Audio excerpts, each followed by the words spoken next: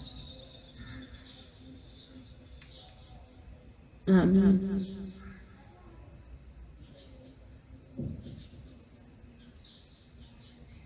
السلام علیکم. بس میں شہناز بات کر رہی ہوں. میں ابھی تک موت کے بارے میں سمجھا رہی تھی. اسلام پھر کے پھر ایک رکعت وتر پڑھیں, دوبارہ نیت کریں دوبارہ. نیت پہلے ہی ہوتی ہے. نیت دل کے ارادے کو کہتے ہیں. جب آپ کے دل میں ہے کہ میں وتر ہی پڑھ رہی ہوں, 2 رکعت پڑھ کے میں نے سلام پھیرا اور پھر میں 1 رکعت پڑھ رہی ہوں, پہلی 2 رکعت کا بھی آپ کے ذہن میں وتر تھا, اس 1 رکعت کا بھی آپ کے ذہن میں وتر ہے, تو یہ کافی ہے. نیا الگ سے نیت نہیں ہوتی, وہی ایک نیت کافی ہوتی ہے, اور وہ دل کے ارادے کو ہی کہتے ہیں. اصل میں کنفیوژن تب ہوتی ہے جب اس کو وہم کی حد تک لیا جاتا ہے, اور اسلام میں شک کی کوئی گنجائش نہیں ہے. نیت کو بہت ہی سمپل رکھیں, آسان رکھیں, نہ یہ وربلی ہے اور نہ یہ ریپیٹڈلی ہے.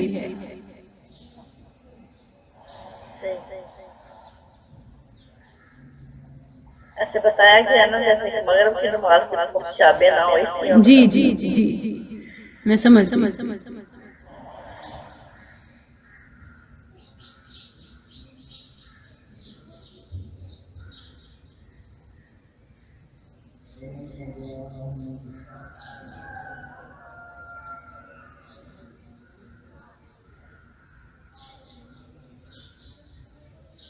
اچھا میم, کل میرے ساتھ ایسے ہوا تھا کہ ظہر کی نماز پڑھتے ہوئے نا 2 رکعت کے بعد تحیات پڑھ کے تو کھڑی ہو گئی. تیسری رکعت کے بعد نا پھر یاد نہ آ کہ میں نے تحیات پڑھ لی ہوئی ہے, تو پھر تیسری رکعت میں بھی تحیات پڑھ لی, تو پھر یاد آیا کہ میں نے 2 میں پڑھ لی. تو پھر یہاں اب سجدہ سہو جو ہے وہ کب بنے گا؟ ان کی چوتھی رکعت مکمل ہونے کے بعد سلام پھیرنے سے پہلے. سجدہ صاحب تو ہمیشہ یہی بنتا ہے, خواہ بھول چوک کہیں بھی ہوئی ہو. سجدہ ایسا تو نہیں ہے کہ مطلب فلاں صورت میں فلاں جگہ, فلاں صورت میں فلاں جگہ. سجدہ صاحب تو ہمیشہ سلام پھیرنے سے پہلے ہی ہے. ٹھیک ہے, تو وہ یعنی سلام پھیرنے سے پہلے سجدہ ہی کرنا ہوتا ہے ایک دفعہ, تو اس لیے جب ضرورت پڑی ہے تو اس لیے میں پوچھ رہی ہوں دوبارہ سے. سجدہ صاحب 2 سجدے ہیں سلام پھیرنے سے یعنی ہم پہلے. ہاں جی, تو اس میں پڑھیں گے نا جیسے کہ نماز میں ہم پڑھتے ہیں نماز کی تسبیح. بالکل, سجدہ خالی سجدہ تو نہیں ہوگا, اس میں تسبیح پڑھنی ہے. بہت ساری تسبیحات ہیں, کوئی بھی پڑھ سکتے ہیں. خالی سجدہ نہیں ہوتا, پڑھا جاتا ہے, تسبیح پڑھی جاتی ہے. پڑھنے کے بعد پھیریں گے, ایک سجدہ کریں گے, بیٹھیں گے, پھر دوسرا سجدہ کریں گے, پھر سلام پھیر دیں گے.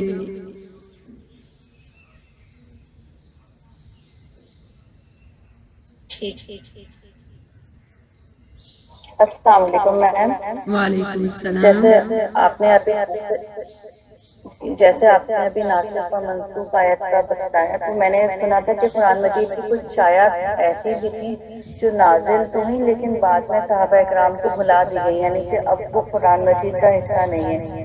شاید سورہ توبہ کے بارے میں ہے کہ یہ بہت لمبی سورت تھی. کیا یہ میری نالج صحیح ہے؟ بس یہ کنفرم کرنا تھا. اللہ عز و جل جو چاہتا ہے اپنے نبی کو بھلوا دیتا ہے, اور جو چاہا اس نے باقی رکھا. باقی اس طرح ہمیں مینشن نہیں کرنا چاہیے کہ فلاں ہے فلاں نہیں ہے, جبکہ اس کے ہمارے پاس کوئی دلیل نہیں ہے. ٹھیک ہے, یہ تو ان لوگوں کو جو کہتے ہیں کہ 40 پارے تھے باقی 30 رہ گئے اور فلاں فلاں, یہ ان اعتراضات کا ہے. بلکہ اللہ نے فرمایا انا نحن نزلنا الذکر وانا له لحافظون. جو نبی صلی اللہ علیہ وسلم اللہ کو مقصود تھا, جو پیغام مکمل تھا, اس میں سے کوئی بھول چوک نہیں ہوئی. شکریہ.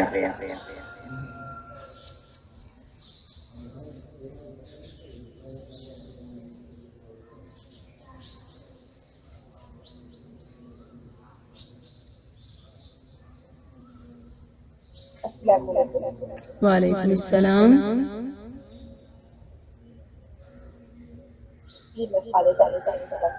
جی خالدہ, پلیز اسپیک لاؤڈ.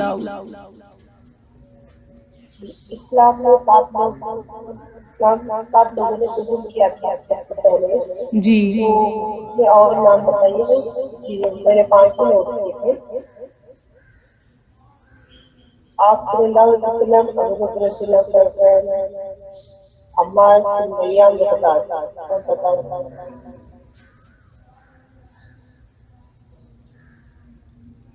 اچھا، ایک منٹ دیجیے مجھے.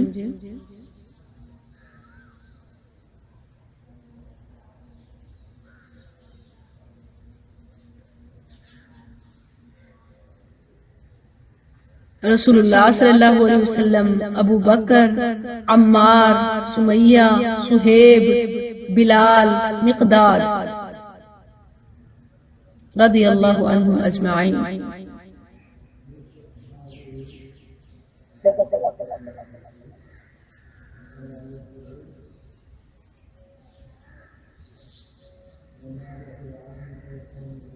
یہ ایک روایت ہے، اس کے علاوہ بھی تھے. خباب بن ارد کا بھی نام آتا ہے، اور اسی طرح اور بھی.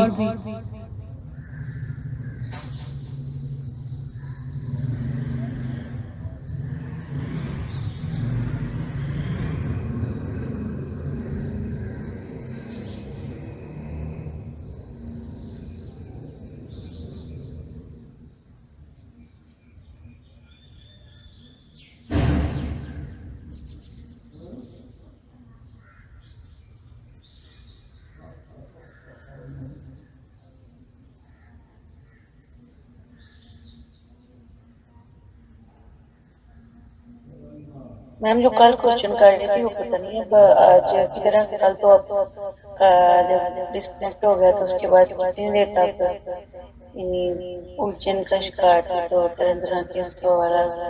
آل رائٹ، نیکسٹ ٹائم انشاءاللہ جب انہیں موقع ملے گا تو پھر ڈسکس کریں گے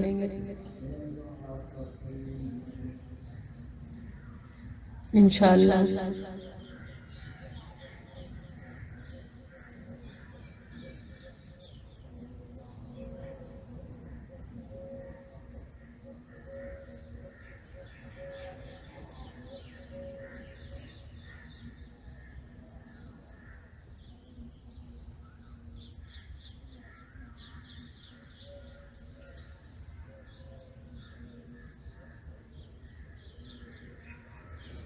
جزاکم اللہ خیرہ. آپ کے لیے ٹاسک اسائنمنٹ کا ناسخ منسوخ آیات سب آپ کے پاس اویلیبل ہے. آپ نے آیات کے نمبرز دیکھنے ہیں، آیات اوپن کرنی ہے اور ان کو سمجھنا ہے کون سی ناسخ ہے کون سی منسوخ ہے. That's it. ٹھیک ہے، 3 مثالیں کم از کم ہونی چاہیے. جزاکم اللہ خیرہ. بارک اللہ لی ولکم فی القرآن العظیم ونفعنی وإیاکم بالآیات والذکر الحکیم.